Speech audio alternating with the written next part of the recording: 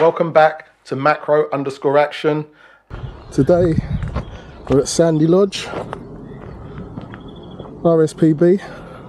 Going to do a shootout between 4 cameras, which are the Canon R5 with the Sigma 150mm.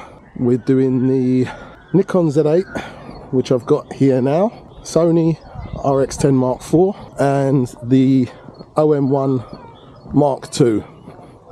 Now it might seem like it's a bit of a weird shootout. What I'm doing, I'm seeing what you can get away with at different price points, different weights, different systems to do the same job. We're going to see what results we can get within 15 minutes on each camera.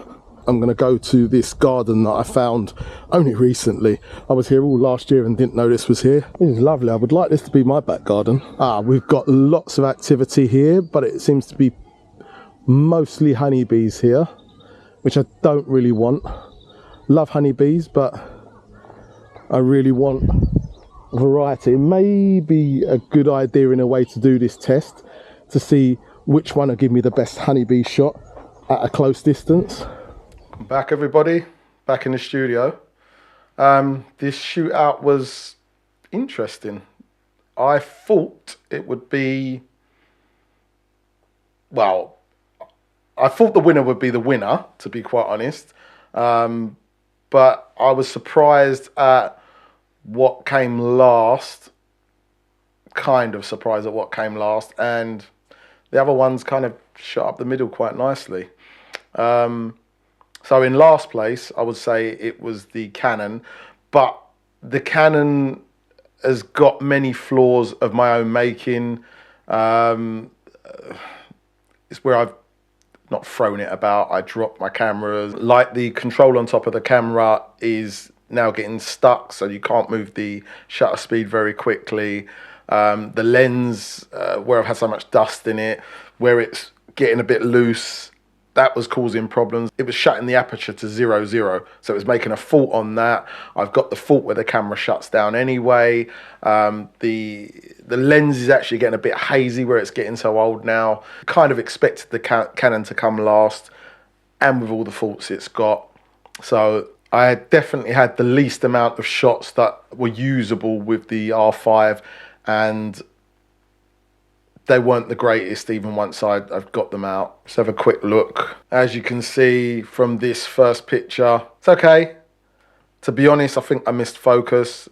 It's more on the back here, but I didn't have many to choose from. Once I'd gone through all the shots and looked for the most in focus and the most dynamic shots, these were the ones I came out with. Not the greatest. At least I got a sky shot, and I do find sky shots quite hard to get. This second one, same kind of thing. I do like that you can see its tongue, and there's a fair amount of detail on the body and that. Again, it's not the greatest, and what I've done is where I've cropped in, the least I've cropped down into is 4 megapixels, which is what I'll go to if I've got a really detailed shot. I couldn't really get anywhere near this on any of these shots. To crop right in. So this might be at 4 megapixels, but the size in the frame is not that large, so you can't see as much detail. Next one here, same kind of thing. It's not, they're all kind of small in the frame, weren't great, any of them, and there wasn't much variety. If something, I didn't even catch the bee fly I thought I'd caught. But a lot of that was down to user error as well. I haven't used the camera in a long time. I didn't have this camera set up correctly. I did give it more time at the end, to be fair to the camera, but by then I'd missed some of the shots that I could have got that were probably better.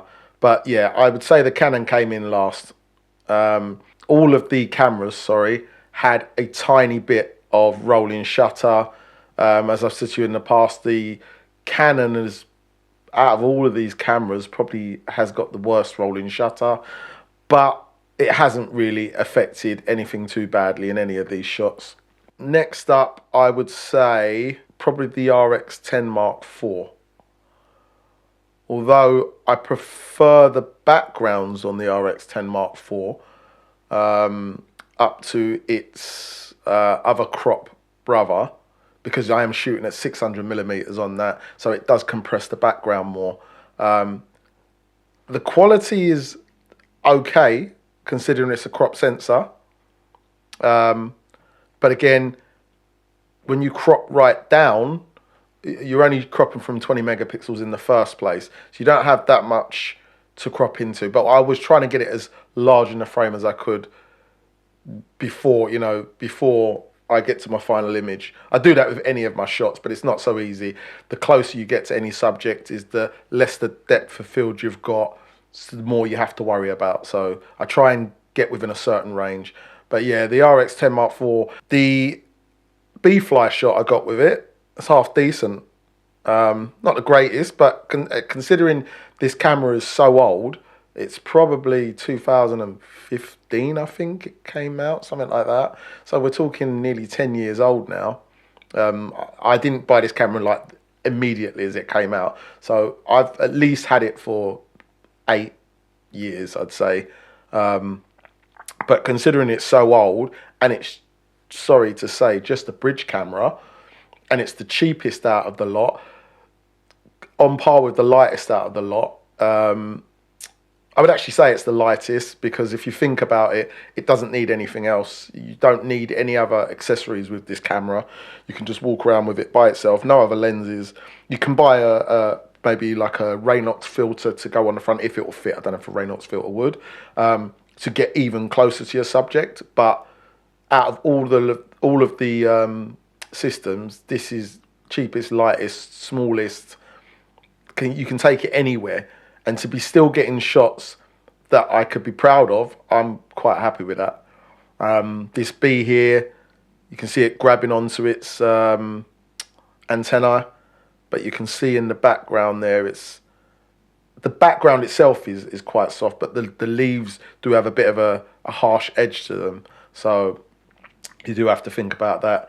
But like I said, one of the things you can do is go straight from 24mm to 600, and obviously this vignette wouldn't normally be there, but I actually liked it on this shot. This vignette wouldn't normally be there, but because that hood was on the camera from the Sigma lens, it was creating this vignette. But yeah, you can go 24 and go from shooting an insect right next to you to having a wide angle, kind of a landscape, anything you want. So like I said, it's the most versatile out of the lot of them, cheapest as well.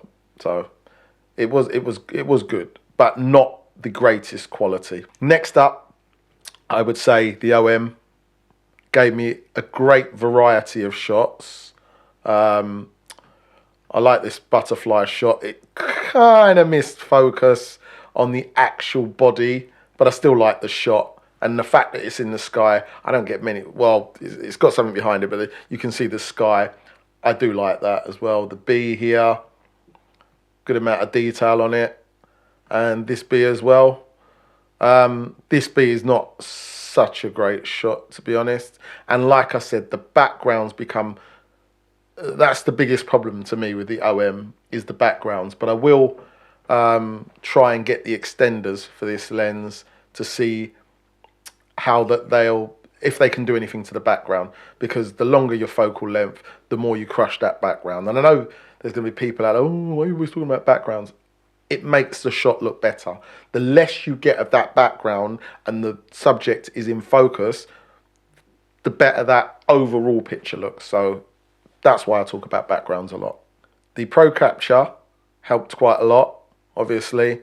I was a little bit, I mean, it got me a lot of shots, but I was a little bit disappointed when I was looking through. I thought they were better than they were, some of the shots. So I did get a lot of shots, but some of the shots, because I didn't want to double up, they were from the same sequence. So these are the different shots I got anyway. And then we come to the winner, which is definitely the Nikon. I had so much trouble choosing between the shots in that short space of time that I've actually got, instead of 3, we've got 1, 2, 3, 4, 5 shots. 2 of them are kind of the same shot, but this is what the Nikon can give you that the other cameras, you know, people say, well, why do you need megapixels? You don't need megapixels, but if you want to crop in and focus on something entirely different, this affords you to be able to do it.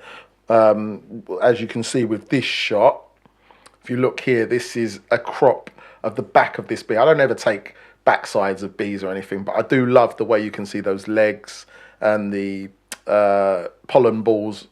I just love that. And then we can just zoom out a bit, and that's the same shot, exactly the same shot. I just cropped it in a bit more. Sorry, this one is cropped out a bit more, and it's 2 bees in flight.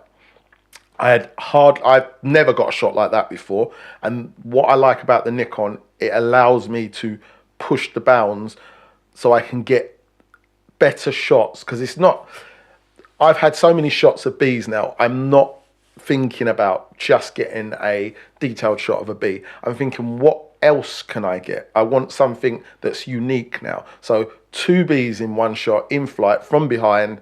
You can see both of them with their, I was about to say both of them with their balls, their pollen balls. I just love this shot. And like I said, because of the croppability of this system, it allows me to do different things. And because of the focus speed, the accuracy of focus, the, you know, things like that, that's what's allowing me to get these kind of shots. Even without the pre-capture, only the Nikon had that. As I've said to you before, last year I had the most unique shots I've ever had off of any camera, and that's all down to this Nikon. Sorry, not just this Nikon, Z8 and Z9, they're the same camera essentially. I'll do another video on that because I'm going to tell you which one I prefer, but essentially they are the same camera. Next up, we've got another, it's not a unique shot, there's probably plenty of people have got these. I don't ever really get shots like these with the one bee right behind the other bee, and it's pretty detailed as well. So there was a shot where they both went off together, but I slightly missed focus on both of them. See, I do miss. Yeah, so, but this I really liked. And in a sequence, I think I got about 7 of these in a sequence, but I'm only going to show you the one. Here we've got the bee here. If you look right in there, you can see the nice bit of detail on its eye, on its everywhere. Got lovely details there. And again, it's crushing the backgrounds. You look at those backgrounds compared to the other ones I showed you. We're not worried about that background. We're emphasizing that bee. There is probably a slightest bit of rolling shutter. I don't know if that's rolling shutter or the actual wing is bending, but it's a very minute amount. And then here, and again, you've got rolling shutter on this one. But this one, the reason I've showed you this is because this is severely underexposed. I mean, severely underexposed. And what I like about it is I can still pull all that detail out here, and you've got a nice shot of its tongue. And like I said, for me, the Nikon is the king when it comes to these flight shots, because it gives you versatility in everything. I've got the 1:400, which I still haven't. I think I've used that lens once so far, but I'm going to be really having a go with that soon to see what we can get with that. But yeah, for me, the winner is the Nikon. But I will say this, in the short space of time I had with every single one, which is only about 12 minutes, I got shots. And I'll say this to you, the Nikon body is £4,000 brand new, and the Sony was £1,700 brand new. Now, the Sony is still about £900. I've seen them still going for after all these times. So that was a really good investment. But to say that there's a massive amount of quality difference, there is. I mean, for the pixel people, there is. But if you're just looking to get out there and get yourself some shots, you don't even need to spend £1,700. You don't need to spend anywhere near that. You get yourself a camera, get yourself a lens, get out there and get shooting, and you'll improve, learn your equipment, and you will start getting shots like that. You might not get them as many times, because this is why I love the Nikon. I get it not every time I want. I'm not going to lie about that. But I get a lot of shots to choose from. That's the difference between a fast, accurate camera than a slower, cheaper, less expensive camera. It's not because you can't get the shot, it's what the camera can give you. And the more skill you've got, is the better camera will give you. Yeah?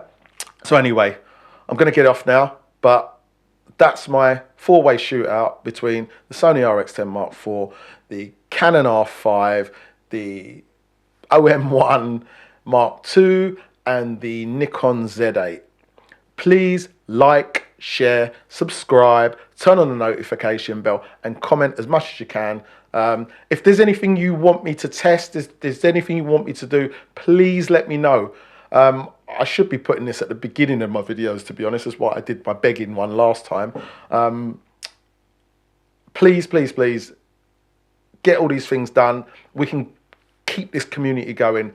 I'm going to be hopefully meeting up with a friend soon, and we're going to be swapping lenses for a bit. We just discussed it last night, and on the OM system. I'm not going to tell you what that is. I'll keep it a secret for a bit, and then we'll do a review of what we both thought of each other's lenses afterwards. Nice seeing you again, and I'll see you on the next one.